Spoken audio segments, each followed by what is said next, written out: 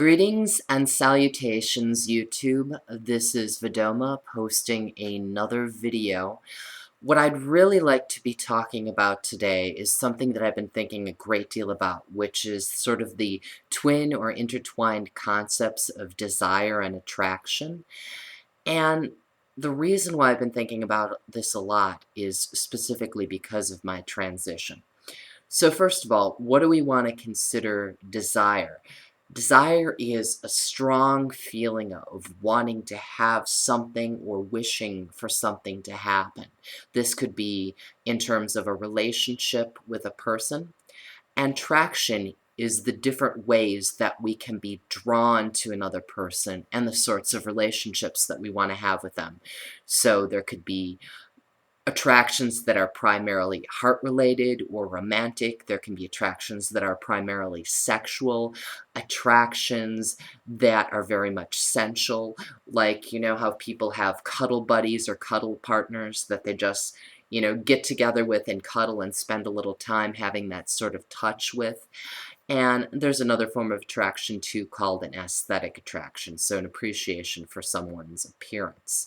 There are myriad different ways to identify attraction, but these are just some that really resonate with me.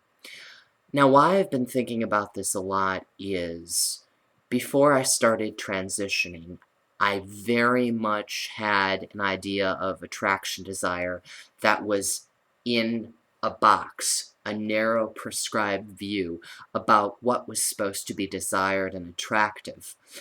Uh, Before I started my transition, I was very much in denial about my need to transition. It wasn't on my radar. For many years, I'd been struggling with what I saw was being primarily a very butch or a very masculine woman in society. And I was feeling that in order to be seen as a woman, I had to fulfill a certain framework of what was considered attractive. There was a period of time, I'd say about 2006 to 2009, that I very much decided, all right, I have this very professional job. I'm going to try and mainstream as much as possible. I'm going to try and look as feminine as possible. So that involved things like I got my hair colored and cut every few months, wore makeup every day to work, lots of dresses, heels, business suits, that sort of thing. And during that time and other periods of my life, I had a very narrow view of this is what was attractive in a woman. This is how women were supposed to look. And I'd found that in trying to fit this ideal, it didn't open up my natural inclination to be attracted to people who weren't, very much done up or constantly exercising or thin or whatever, those other sorts of things that society tell women that they're supposed to look like. They're supposed to have no body fat, they're supposed to look like supermodels. And all these unrealistic expectations that I was embodying, that every woman probably at some point in her life, unless she is raised with very conscientious family or parents or someone else to guide her towards a broader view of what is considered attractive, will embody that at some point. And, as a consequence, I saw myself in my attraction to women that I was attracted to as being attracted to a very narrow physical type, and it was very limiting. So in the last couple years, as I was getting more involved in the kink and the BDSM communities, is that I saw that my eyes were being opened and that I was attracted to more physical, different types of people than I had been. Or rather, it was more that their physicality may be a component, but was also very much beside the point. I had a girlfriend a number of years ago who was, by society's standards, about 50 to 75 pounds overweight. And she was beautiful and she was fun. But because I had embodied such this ideal of how women were supposed to look like, I had a hard time being sexually attracted to her. But in the last couple years, after loosening that yoke, that perception of mine, I've been attracted to very voluptuous women who fall outside my narrow constructs. I've been attracted to transgender persons like myself, people who fall all along the gender spectrum. And it was just about allowing myself to relax into and give up those concepts of what is considered attraction. And I think that's been very refreshing for me. Lately, I'd say in the past couple months with my transition, I've been very focused on, okay, now that I'm going through these very physical changes, who is going to find me attractive? Who is going to desire me? What is this going to mean for the people that I may already have sexual or sensual relationships with? Are they still going to be attracted to me? Is this going to change their concept of their sexual orientation or their gender identity? Does it change my concept of my orientation or my gender identity?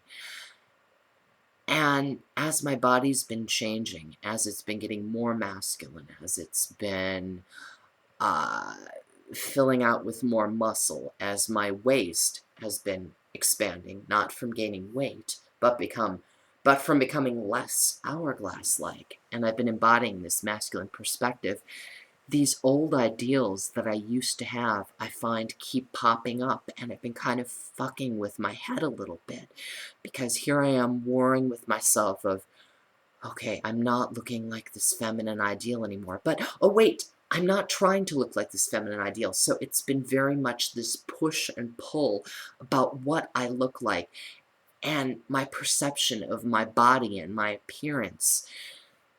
So, the challenge for me has just been to release into that, to release that concept of what is desirable. And really, I'd say, in the last week or so, it's been loosening a lot more. My difficulty at first, I think, was my wife, Atypical Ash, as she was going through her gender transition and becoming more and more feminine and beautiful. It made me take a step back, and I embodied this feeling of being defective as I couldn't succeed as a woman, so here she succeeded where I failed. Where I was really very much in a wrong-headed place about this because I hadn't failed. I was embracing my new ideal.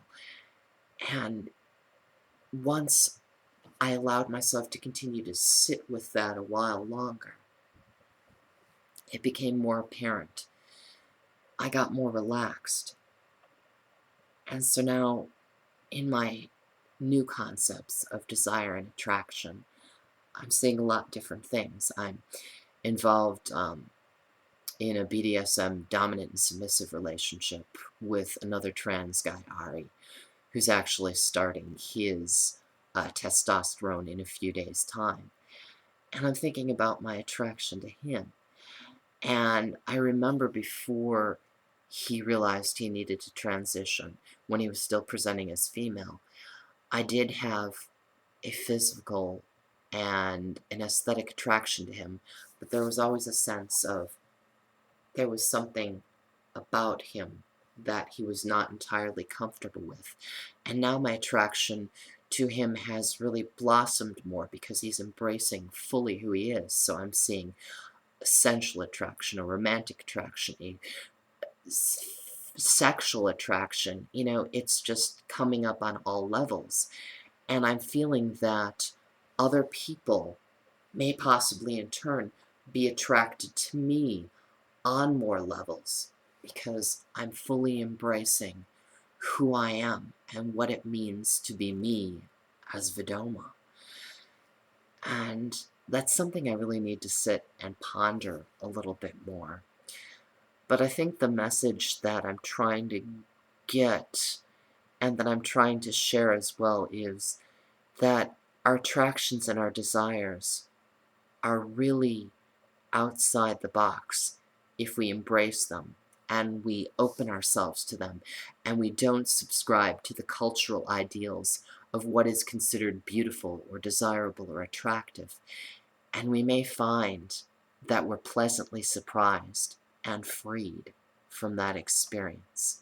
So those are just a few thoughts that I have today. So thank you so much for listening. I would welcome any sort of feedback. And this is Vidoma, signing off. You have an excellent evening.